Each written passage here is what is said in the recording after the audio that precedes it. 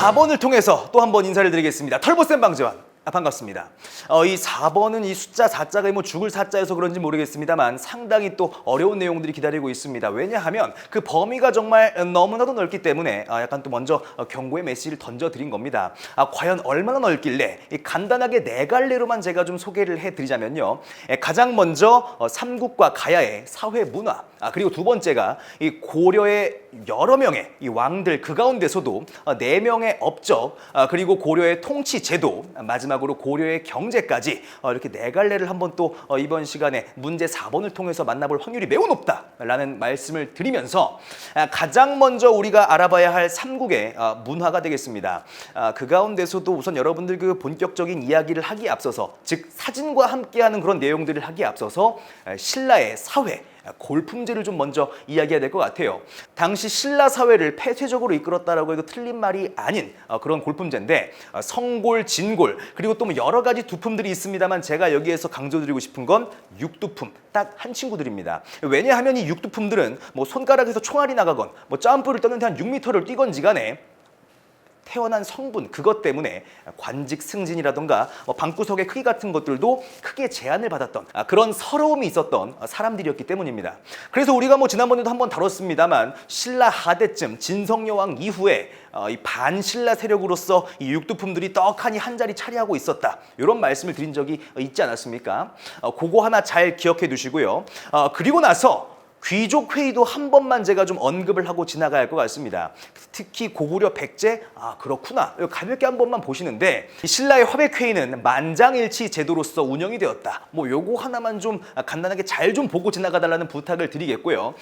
그 다음으로는 정말 중요하다고 할 수 있는 문화가 되겠습니다. 지금 뭐 밑에 보시면 사진들이 무진장 많이 등장하고 있을 텐데, 제가 일단 팁을 하나만 좀 드리자면, 일단 먼저 문제를 풀어보십시오. 그러고 나서 박살나고 돌아와 보십시오.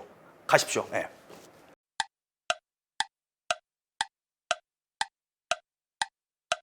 네, 박살나고 돌아오셨습니까? 잘하셨습니다. 문제를 보다가 나오는 그런 사진들을 일단 가장 먼저 좀 눈에 익혀두면서 대략적으로 이런 사진들이 나오는구나, 그거 하나만 일단은 좀 이해를 한 다음에 제가 이 큰 갈래를 좀 잡아드릴게요. 국가별로 어떤 문화재들이 있는지, 그리고 주제별로, 여기서 말하는 주제별은 여러분들이 보시는 교재 맨 왼쪽 라인에 있습니다. 무슨 뭐 도교라든가 뭐 불상과 건축이라든가 등등등 하는 것들을 얘기하는 거예요. 그걸 잘 구별지어서 공부해달라는 부탁을 드리면서 중요한 거 하나씩만 좀 알려드리겠습니다. 일단 불상과 건축에서 고구려, 보이십니까? 좋습니다. 그리고 우리 백제는 또 보이십니까? 좋습니다. 그리고 또 하나, 신라. 다들 보고 계실 거라 생각을 해요.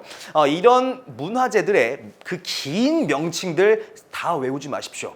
그냥 대충 이렇게 생긴 것들이 백제 거구나, 이렇게 생긴 게 고구려 거구나, 이렇게 생긴 게 신라 거구나 하는 정도만 기억을 하신 후에 넘어가도 크게 별탈이 없을 것이다라는 말씀을 드리면서, 우리 조금만 밑으로 내려오자면 도교가 하나 또 보일 겁니다. 백제에 나와 있는 그 두 가지 문화재를 통해서, 지금 보고 계실 거예요. 이 두 가지를 통해서 이거 나오면, 이렇게 생긴 거 나오면 백제 거구나, 특히 또 도교에 관련된 것들이구나, 그거 하나만 좀 포인트로 잡아달라는 제가 당부의 말씀을 드리겠습니다. 거의 다 끝나갑니다. 그 다음으로 일본에게 우리가 끼쳤던, 그러니까 삼국이 끼쳤던 영향에 대해서도 한번 이야기를 해봐야 될 것 같은데요. 이 고구려에 보시면 여러분들 담징이라는 인물이 등장을 할 겁니다. 특히 담징이라는 인물은 금당 벽화를 갖다가 이렇게 또 일본에 남겨준 것으로 잘 알려져 있는데, 그거 하나만 좀 잘 기억해서 지나가시면 좋을 것 같아요. 물론 또 다른 것들 그냥 대충 제끼고 넘어가라는 얘기가 아니라 담징에 좀 신경 쓰되 다른 것들도 한번 봐달라는 부탁을 드리는 겁니다. 뭐 백제에서는 칠지도가 워낙에 유명한 그런 또 유물로 남아있으니까 그거 하나 쓱 보시면서 밑에 인물들도 한 번만 좀 봐주시고요. 그리고 나서 이 신라 파트에 들어가 있는 그 불상이 하나 여러분들께 지금 눈에 자리 잡고 있을 겁니다. 그 왼편에 있는 불상이 바로 우리나라의 것이고, 그 오른편에 있는 것이 일본에게 영향을 미쳐서 만들어진 그런 또 불상이라는 거, 즉 이걸 통해서 우리가 일본에게 영향을 끼쳤구나, 이렇게만 정리하고 지나가시면 될 것 같아요.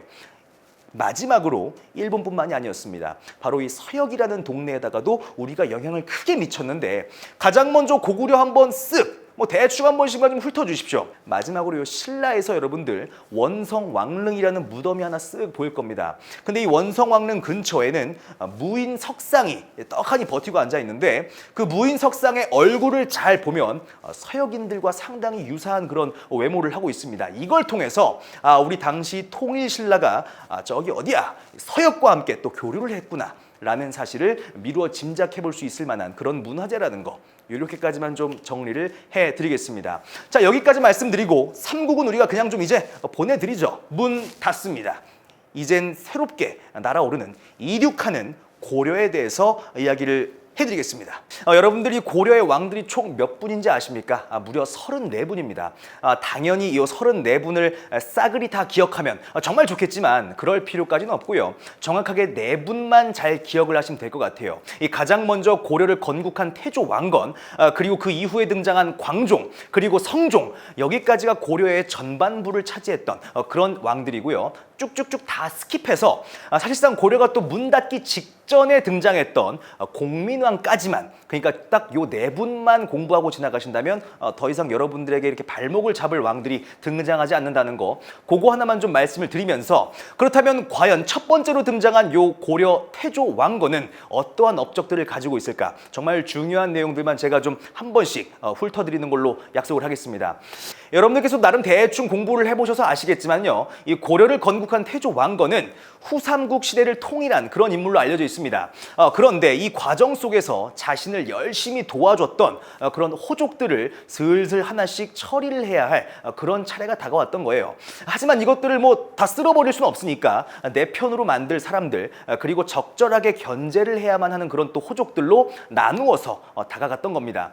그 첫 번째에서 일단 먼저 호족들을 끌어안는 호족 통합 정책을 먼저 좀 이야기해야 될 텐데, 그 가운데서도 유력한 좀 힘 좀 쓰는 그런 유력한 가문들의 자식들과 결혼을 하는 것, 혼인 정책이었고요. 그리고 또 하나가 더 있다면 자기의 성씨였던 왕씨를 갖다가 하사하는 사성 정책까지, 이 모든 것들이 다 호족들을 끌어안기 위한 그런 정책들이었습니다. 그럼 반대로 이제 또 한두 대씩 때려줘야겠죠. 견제 정책으로서는 사심관 제도와 기인 제도를 통해서 각각 나름대로 힘 있는 호족들을 하나씩 견제했다. 요거 하나씩만 좀 알아가시면 좋을 것 같습니다. 뭐 이뿐만이 아니었죠. 이 태조 왕건이 아까 얘기했던 것처럼 통일을 했기 때문에 나름대로 각자의 위치에서 역할을 나누어서 맡아갔던 그런 사람들이 존재했을 겁니다. 이 전쟁이 모두 끝난 다음에 그런 사람들에게 역할에 맞게 토지를 나눠줘야겠죠. 그래서 역분전이라는 제도 역시 이 태조 때 등장을 합니다. 참고로 말씀드린 요 역분전이란 용어 자체가 수능에서도 한번 이렇게 모습을 드러낸 적이 있기 때문에 미리 제가 또 한번 강조를 드리겠습니다. 그리고 나서 우리 태조가 또 죽기 전에 나름대로 이렇게 또 큰 가르침을 담아서 후손들에게 전해주고자 훈요 10조 역시 남기고 가셨다. 이 정도만 알아두시면 될 것 같아요. 자, 여기까지 태조 왕건에 대한 이야기를 대충 딱 들어봤을 때 정말 머리도 좋고 또 후손들에 대한 배려심도 좋지 않습니까? 이걸 우리가 요즘에 쓰는 그런 표현으로다가, 속된 말로다가 사기캐라는 표현을 쓰지 않습니까? 그렇습니다. 이 고려를 세운 태조는 역시 역분전, 사기캐 할 때 사심관, 그리고 기인제도, 이렇게 한 글자씩만 따서 좀 키워드로서 공부를 해두신다면 이 태조와 관련된 것들 더 이상 공부하실 필요 없습니다. 그 다음으로 등장하는 광종, 이 또 주인공인데, 이 광종하면 여러분들 좀 눈여겨볼 만한 업적이 두 가지가 등장을 합니다. 가장 먼저 이 과거제도를 최초로 시행했던 그런 임금으로서 기록에 남아있고요. 또 하나가 더 있다면 아까 얘기했던 이 태조 왕건의 이 호족들을 적당하게 짓밟는 그런 정책을 계승해서 당시 호족들의 경제적 기반이라고 할 수 있는 이 노비들 중에서도, 야, 억울하게 노비된 사람이니? 니들 그럼 나와봐. 니들을 전부 다 양인으로 만들어주겠다 라는 노비 안건법을 광종 때 시행하게 되었다. 이 두 가지 포인트만 잡으면 이제 고려 왕들 절반이 끝났다라고 말씀을 드릴 수가 있겠네요. 그리고 나서 역시 성종도 우리가 눈여겨봐야 될 텐데, 여러분들 그 성종에서는 최승로라는 인물, 일단 그분 한 번만 좀 잘 좀 봐주십시오. 이 최승로가 만들어낸 그런 또 작품이 하나 있는데, 우리가 이 세종대왕 하면 훈민정음, 그리고 이순신 장군 하면 또 뭡니까? 거북선이 떠오르듯이 이 최승로 하면 이제 앞으로 시무 28조를 자동적으로 떠올려 주시기 바랍니다.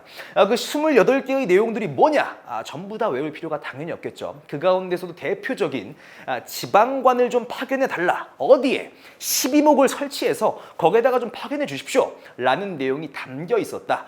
그거 하나 좀 확실하게 잡아가신다면 성종도 게임 끝났습니다. 이제 마지막 한 분만을 납두고 있죠. 이 고려가 문 닫기 직전쯤에 등장했던 요 공민왕, 이 공민왕의 왕의 자리에 쓱 올랐을 때는요, 이 우리 고려가 몽골이 세운 원나라에게 약 80여 년간의 간섭을 지독하게 받고 있었던 그런 상황이었습니다. 근데 뭐 여러분들 뭐 영원한 건 절대 없다라는 그런 표현이 있듯이 몽골이 세운 원나라도 슬슬 내리막길을 걷고 있던 그 즈음이었습니다. 당연히 뭐 공민왕 형님쯤 됐으면은 야 이거 뭐야 이거 원나라 한판 붙어볼까? 원나라에 반대하고 또 우리 스스로가 한번 자주적으로 들고 일어나 볼까? 반원 자주 정책이 이 공민왕의 키워드로서 항상 등장을 합니다. 역시 마찬가지로 시험 문제 정답으로 많이 나왔다는 거 제가 한 번만 좀 일러드리겠고요. 그에 대한 대표적인 그 첫 번째가 있다면 칼을 들고 당시 원나라가 설치했다는 것으로 알려져 있는 쌍성 총관부를 갖다가 박살을 내버렸다. 이게 첫 번째가 되겠고요. 그 다음으로 여러분들 뭐 일제 강점기에 대해서 대충 뭐 여기저기서 주워들은 게 있어서 아시겠지만은 이 일본에게 빌붙었던 사람들을 우리가 친일파라고 부르지 않습니까? 이 당시에도 원나라에게 빌붙었던 사람들을 갖다가 단순하게 일단 뭐 친원파라고 부른다고 기억해 주시면 좋을 것 같아요. 이러한 친원파들이 강제로 노비로 만들어버린 그런 사람들이나 또 이렇게 또 강제로 빼앗아버린 토지들을 갖다가 바르게 돌려주기 위한 그런 전민변정도감이라는 기구를 갖다가 신돈이라는 우리 또 이 승려를 등용해서 하나하나 이끌어 나갔다라는 사실까지 공부해 주신다면 더 이상 공민왕 파트에서 여러분들 공부할 것 없다. 더 나아가서 고려의 왕들 나머지 30분 모두 다 뒤로 해도 된다라는 말씀을 드리면서 우리 고려 주요 국왕의 업적 여기까지 정리하겠습니다.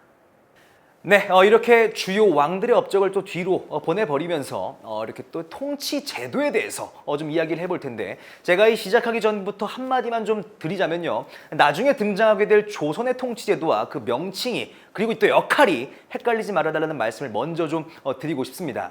이 참고로 이 고려는요 이성육부라는 그런 또 조직에 의해서 돌아가게 되었는데 우리가 과거에 공부했었던 발해의 삼성육부와 뭔가 명칭이 비슷하지 않습니까? 맞습니다. 이 두 나라가 모두 다 당나라의 제도를 모방해서 이렇게 만들었던 제도들이기 때문에 그래서 이름들이 비슷했구나 가볍게 넘어가시면 될 것 같아요. 이성육부입니다. 그리고 그 밑에 있는 여러 가지 또 기구들이 여러분들을 반길 텐데 가장 먼저 여러분들 어사대가 아마 보일 거라 생각을 해요. 뭔가 그 암행어사 느낌 탁탁 들지 않습니까? 맞습니다. 이 고려시대 어사대는요 이 관리들의 비리를 감찰하는 그런 기구로서 활용이 되었다. 뭐 요거 하나만 쓱 넘기고 지나가시면 될 것 같고 이 대간제도라고 해서 아마 상당히 눈에 덜 익은 그런 표현들이 보일 겁니다. 뭐 간단하게 말씀드리자면 이 왕의 권력을 적당하게 견제하기 위한 그런 제도로서 남아있다. 이렇게 가볍게 한번 쓱 보고 지나가시면 될 것 같아요. 그리고 여러분들 교재 기준으로 오른쪽에 이상한 무슨 뭐 표 같은 것들이 쭉쭉쭉 보일 텐데 독자적인 기구로서 식목도감과 도병마사 이것도 역시 눈도장을 좀 찍어주시기 바랍니다. 뭐 지금까지 무슨 뭐 이성육부만 얘기하니까 아니 무슨 뭐 당나라 베끼기만 했어? 라고 생각하는 사람들이 있을 것 같아서 드리는 말씀입니다. 우리도 엄연히 독자적으로 운영해 나갈 수 있는 그런 새로운 양식의 기구를 만들어냈다. 이렇게까지만 좀 말씀을 드리고 싶습니다. 여기까지가 중앙정치 조직이었고요. 우리 지방으로도 한번 또 눈을 돌려봐야 하지 않겠습니까? 과거에 우리가 통일신라에 관련된 이야기들을 배울 때 특히 우리 또 신문왕 형님이었죠. 전국을 구주 오소경으로 나누었다. 뭐 이런 구절이 기억날 겁니다. 근데 반대로 이 고려시대에는 오도 양계라고 불렀다라는 거. 그리고 이 오도 양계에는 각각 파견되었던 관직의 그 관리들의 이름 역시 달랐는데요. 이 오도라는 동네에는 안찰사가 그리고 이 양계라는 동네에는 병마사가 파견이 되었다. 라고 해가지고 이걸 좀 더 기억하기 쉬운 방법으로 말씀을 드리자면요. 이 오도라는 동네는 비교적 좀 안전한 동네입니다. 그렇기 때문에 뭔가 안전한 느낌으로다가 관찰을 하는 안찰사가 파견이 된 것이고 이 반대로 양계는요. 양쪽 경계라는 의미입니다. 그러니까 전쟁이 언제 터져도 이상할 것이 없는 그런 최북방에 위치하고 있는 동네이기 때문에 전문적으로 이 싸움을 준비하고 있는 병마사 딱 이름 듣는 순간 뭔가 이 싸움 잘할 것 같지 않습니까? 병마사 이런 인물들이 파견되었다라는 거. 요 차이만 잘 잡고 지나가 주시면 좋을 것 같아요. 그리고 나서 우리 특수행정구역의 형태로서 향부곡 소가 남아 있습니다. 사실 이 동네는 뭐 나중에 한 번 더 다뤄드릴 예정이긴 합니다만 이쪽 동네에 살고 있는 사람은 맡은 바 역할이 그리고 또 내야 하는 세금들이 일반 군현민들에 비해서 상당히 컸기 때문에 그러니까 뭐 유식한 표현으로 차별 대우를 받고 있는 동네였다 정도로 기억해서 일단 여기에서 넘겨주시면 좋을 것 같습니다. 우리가 그리고 그 다음으로는 군사 제도 역시 알아보셔야 될 텐데 이 고려하면 그냥 냅다 이륙 2와 6 들어가면 그냥 고려구나 하고 쓱 가시면 될 것 같아요. 2군 6위를 통해서 이 고려의 군사제도가 돌아갔다라는 사실까지 정리해 두신다면 더 이상 또 어려운 내용 없을 것이다라고 자신 있게 말씀을 드리면서 여기까지 고려의 통치제도를 뒤로 좀 보내드리도록 하겠습니다. 우리가 이 문제 4번의 마지막 부분이라고 할 수 있는 고려의 경제로서 좀 이야기를 해야 될 것 같은데요. 이 고려의 경제를 이야기할 때 전식과제도 요걸 빼놓고는 설명을 할 수가 없습니다. 아니 전식과가 뭔데? 라고 물으신다면 오늘날의 월급을 받아가는 그런 형태가 있지 않습니까? 근데 이때 당시에는 돈으로 주기가 조금 그러니까 이 전지와 시지라고 해서 곡식을 가져갈 수 있는 그런 권리 그걸 우리가 전지라고 부르고 그리고 땔감을 가져갈 수 있는 권리 이걸 우리가 또 시지라고 부르는데 이걸 합쳐서 전식과를 갖다가 당시의 관료들에게 복무의 대가로 나눠주는구나. 요거 하나만 짚고 지나가시면 될 것 같습니다. 그리고 나서 당시에 그 공음전이라고 해가지고 5품 이상의 고위 관료들에게 주어지는 어떻게 보면 혜택과도 같은 그런 내용도 역시 담겨 있습니다. 참고로 이 공음전은 자기 자식들에게 계속 세습을 할 수 있었다는 거. 그거 하나가 또 포인트가 되겠죠. 그리고 여러분들 그 권문세족이라는 용어가 아마 등장을 할 거예요. 우리가 아까 전에 그 친원파라는 용어로서 등장을 했던 그 친구들입니다.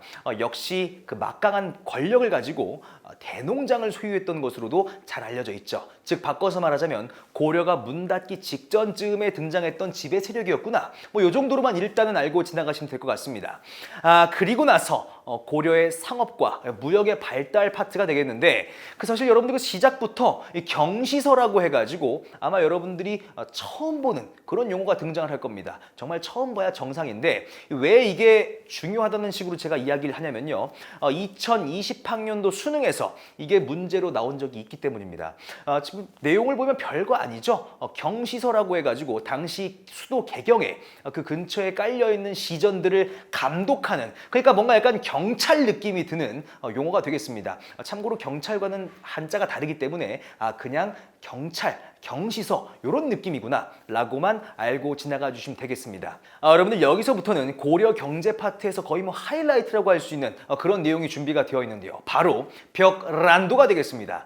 이렇게 발음을 꼬는 거야 라고 물으신다면 앞으로 제가 말씀드릴 이 파트에서만큼은 이 리을자에 좀 주목해달라는 말씀을 드리고 싶습니다. 바로 이 벽란도는 고려에서 특히 그 가운데서도 개성 근처의 예성강 하구라는 동네에 자리 잡고 있는 국제무역항의 이름이 되겠습니다. 특히 이 벽란도에는 아라비아 상인들까지 이렇게 와가지고 무역에 참가를 했고요. 이 아라비아 상인들이 무역을 마친 다음에 자기네 동네에 가서 이 고려라는 나라에 대해서도 이야기를 하고 돌아다녔겠죠. 근데 고려 발음하기 어려우니까 꼬레아라는 용어가 이 서방 세계에 펼쳐지기 시작했다라는 사실까지만 기억을 해두시면 좋겠습니다. 그러니까 무슨 뭐 리을, 아라비아 뭐 등등등 이런 용어가 나온다면 고려의 벽란도를 얘기하는 거구나. 이렇게까지만 정리를 할 수가 있겠습니다. 그리고 나서 뭐 건원중보라고 해가지고 뭐 짤짤이 사진이 하나 뜰 텐데 그거 하나 이렇게 좀 가볍게 보고 지나가시고요. 그리고 이 은병과 활구라고 되어 있는 그 표현 잘 봐주시기 바랍니다. 뭐 은병이라는 용어는요 말 그대로 이 은으로 만들어진 고액 화폐다 뭐 이런 뜻이고요. 이 활구는 이 은병의 닉네임입니다. 그 입구가 좀 넓지막하게 생겼기 때문에 활구라는 용어로서 닉네임으로서 불리게 되었다. 요거까지만 정리를 하시면 큰 문제가 없을 겁니다. 뭐 맨 밑에는 뭐 여러분들 그 문익점이라는 아주 뭐 친숙한 아저씨가 한 분 등장을 하시죠.